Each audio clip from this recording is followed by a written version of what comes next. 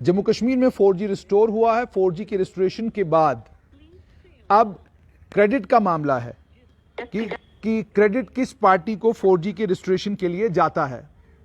जहां भारतीय जनता पार्टी के यूटी अध्यक्ष रविंद्र रैना ने कल स्ट्रेट लाइन के साथ बातचीत करके ये क्लेम किया था कि 10 दिनों के अंदर अंदर 4G रिस्टोर हो जाएगा, वहीं पर गुलाम नबी आज़ाद की राज्यसभा में जो उनका भाषण था, जिस भाषण में उन्होंने बार बार 4G की बात की, जिस भाषण में उन्होंने प्रधानमंत्री से आह्वान भी किया कि जम्मू कश्मीर में 4G को रिस्टोर किया जाना चाहिए, और तीसरी तरफ सैयद अल्ताफ बुखारी की प्रधानमंत्री के साथ मुलाकात, और प्रधानमंत्री के साथ मुलाकात के बाद स्ट्रेट लाइन ने जब सैयद अल्ताफ बुखारी जम्मू कश्मीर अपनी पार्टी के अध्यक्ष से पूछा था कि क्या होगा 4G को लेकर, तो उन्होंने कहा था कि प्राइम मिनिस्टर से मुलाकात हुई है, कर्टसी डिमांड करती है कि कोई बात वक्त से पहले न की जाए।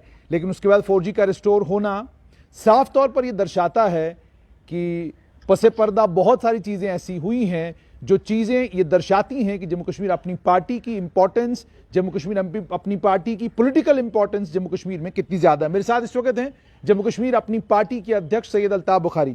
अल्ताफ साहब, सबसे पहले आपको बहुत बहुत मुबारकबाद। श्रीनगर डीडीसी पर आप लोग काबिज हुए हैं, श्रीनगर डीडीसी में आपकी कामयाबी हुई है। मैं श्रीनगर के अवाम को इसकी मुबारकबाद ही देता हूँ जी। ये सिर्फ श्रीनगर के अवाम की मुबारकबाद है या ये आपकी मेहनत का सिला है? नहीं, ये श्रीनगर के अवाम को मुबारकबादी है। उन्होंने हम पे एतमाद किया और जिन लोगों को हमने खड़ा किया था, कुछ को एज डायरेक्टली पार्टी उम्मीदवार, कुछ को एज इंडिपेंडेंट जिताया, तो उनकी आज काउंसिल बनी है और हमें 12 में से 10 वोट मिले हैं और 10 वोट हमारे चेयरमैन को मिले हैं। रिवायती चेयरमैन भी हमारा ही जी। रिवायती हरीफ क्या कह रहे हैं? रिवायती हरीफ मुझे मालूम नहीं है रिवायती हरीफ क्या कह रहे हैं, लेकिन यहाँ तो वैसे ही उनके पास 4 ही वोट थे, तो इसलिए रिवायती हरीफों का कहना ना कहना तो कोई बात। एक सीट 2 सीट जीती थी उन्होंने एक ने 1 सीट जीती थी, एक ने 2 सीट जीती थी, तो उसमें मुझे नहीं लगता कि कोई बहुत बड़ी बात रिवायती हरीफों की है। मुझे ये बताइए, वैसे ही आज की सियासत में हरीफ क्या है, आज तो लोगों की खिदमतगारी करनी है। नहीं, हरीफ तो रहे भी नहीं, बहुत सारे हरीफ तो सियासी तौर पर उनकी आइडियोलॉजीज बिल्कुल एक दूसरे से मुख्तलिफ, लेकिन आज एक ही प्लेटफॉर्म पर हैं। और यूं भी कहा जा रहा है कि ये सब चीजें इसलिए हो रही हैं ताकि सैयद अल्ताफ बुखारी के कारवां को रोका जाए। मानते हैं इस बात को आप?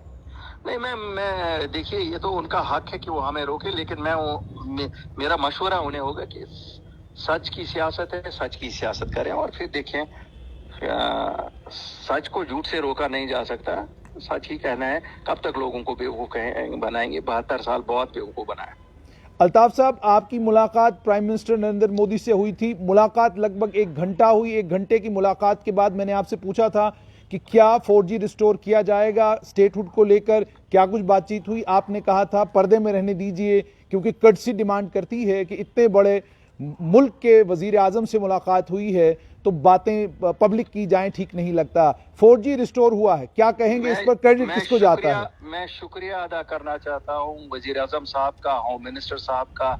मैं एलजी साहब को भी इसका श्रेय बराबर देता हूँ कि उन्होंने भी परस्यू किया। हम तो करते हैं, हम तो खिदमतगार हैं लोगों के। हमारा तो एक और इशू था, आपको याद होगा 8 मार्च को जब पार्टी बनी और 15 मार्च को जब हम प्राइम मिनिस्टर साहब से मिले, हमने उस वक्त भी डिमांड की। और अभी जो लास्ट मुलाकात थी, you must have gone through the memorandum, मेरी बात उस वक्त भी उनसे हुई और अल्लाह का फजल है, उन्होंने यहाँ के नौजवानों के लिए, यहाँ के बिजनेसमैनों के लिए और यहाँ बिलउमूम पूरे लोगों के लिए उन्होंने इसमें जाती दिलचस्पी लेके जो ऑब्जेक्शंस रहम बाई से आती थी, काफी सारों को मुझे लगता है वाटर डाउन करके इजाजत दे दी ये चलाने की। कितना बड़ा कॉन्फिडेंस बिल्डिंग मेजर मानते हैं आप 4G के रिस्टोरेशन को? कितना बड़ा? बहुत बड़ा कॉन्फिडेंस बिल्डिंग मेजर इसलिए मानता हूं कि पेंडेमिक में बच्चों का एजुकेशन, जो बाहर हमारे बच्चे पढ़ते हैं आजकल ऑनलाइन,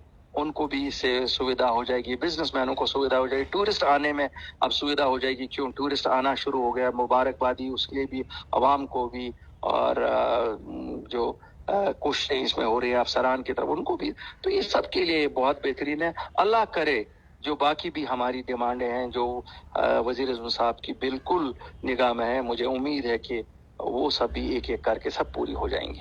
अल्ताफ साहब, जम्मू और कश्मीर के बीच में एक बहुत बड़ी खाई है, ये बात हर सियासी जमात करती आई है, लेकिन क्या ये जो कल हुआ है 4G को लेकर कि पहले जब आपने 4G रिस्टोर किया तो आपने जम्मू का एक जिला उधमपुर और कश्मीर का एक जिला गांदरबल लिया, और अब जब 4G को मुकम्मल तौर पर रिस्टोर करने की बात आई तो आपने जम्मू कश्मीर के जिले नहीं देखे, आपने पूरी यूनियन टेरिटरी में 4G को रिस्टोर किया। क्या ये रीजनल जो खाई जम्मू और कश्मीर के बीच में उसको पाटने में इस तरह के जो कदम हैं वो बहुत बड़े साबित होंगे?